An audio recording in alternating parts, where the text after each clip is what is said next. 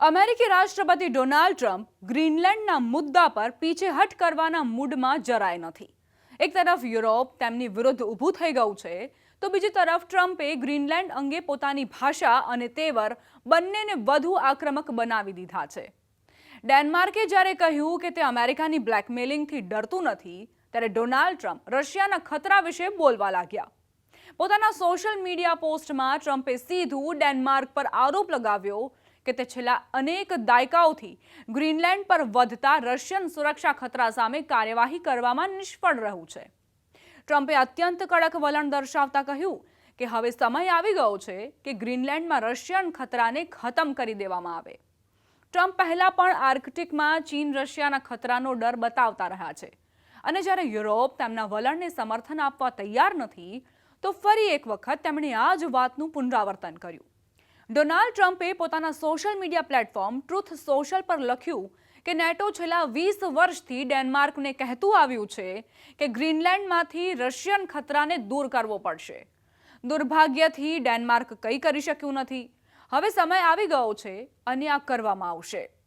ટ્રમ્પનું આ નિવેદન એવા સમયે આવ્યું છે જ્યારે અમેરિકા અને તેના અનેક યુરોપિયન સહયોગીઓ વચ્ચે તણાવ ઝડપથી વધી રહ્યો છે. આનું કારણ ટ્રમ્પનું તે એલાન છે જેમાં તેમણે ગ્રીનલેન્ડ પર અમેરિકી નિયંત્રણના વિરોધના બદલામાં યુરોપિયન દેશો પર ભારે ટેરિફ લગાવવાની ધમકી આપી દીધી. તેના બદલામાં યુરોપિયન યુનિયન તરફથી પણ અમેરિકા પર જવાબી ટેરિફ લગાવવાની તૈયારી ચાલી રહી છે.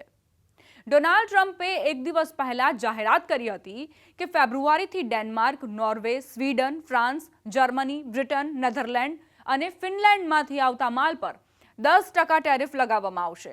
તેમણે ચેતવણી આપી કે જો 1 જૂન સુધીમાં કોઈ સમજૂતી ન થઈ તો આ ટેરિફ વધારીને 25% કરી લેવામાં આવશે. એટલું જ નહીં, તેમણે સ્પષ્ટ કર્યું કે જ્યાં સુધી અમેરિકાને ગ્રીનલેન્ડની સંપૂર્ણ અને અંતિમ ખરીદીની પરવાનગી ન મળે ત્યાં સુધી આ ટેરિફ વોર ચાલુ રહેશે. તેઓ ટેરિફના માધ્યમથી યુરોપિયન દેશો પર દબાણ બનાવી રહ્યા છે કે તેમને ગ્રીનલેન્ડનો માલિકી હક મળી જાય. અમેરિકાના આ પગલાથી ટ્રાન્સ એટલાન્ટિક સંબંધો પર ગંભીર અસર પડવાની આશંકા છે. નેટોની અંદર પણ તણાવ ઊંડો થવાના સંકેત છે.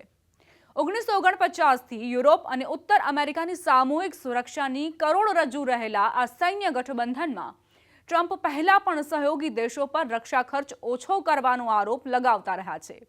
ડેનમાર્કે ટ્રમ્પની ટેરિફ ધમકી પર આશ્ચર્ય વ્યક્ત કર્યું છે. ડેનમાર્કના વિદેશ મંત્રી લાર્સ લોકે રાસમુસેને કહ્યું કે આ જાહેરાત તેમની માટે અણધારી હતી, ખાસ કરીને જ્યારે તાજેતરમાં વોશિંગ્ટનમાં ડેનમાર્ક અમેરિકાની વાતચીત ચાલી રહી હતી. ડોનાલ્ડ ટ્રમ્પ પોતાના છેલ્લા કાર્યકાળથી જ કહેતા આવ્યા છે કે ખનિજ સંસાધનોથી ભરપૂર આ ટાપુ પર અમેરિકાનો માલિકી હક હોવો જોઈએ. લગભગ 57,000ની વસ્તીવાળું ગ્રીનલેન્ડ આર્કટિકના મહત્વના સમુદ્રી અને વ્યૂહાત્મક માર્ગો પર આવેલું છે. આ ડેનમાર્કના અધીન એક અર્ધ સ્વાયત્ત વિસ્તાર છે જેની રક્ષાની જવાબદારી ડેનમાર્ક પાસે છે.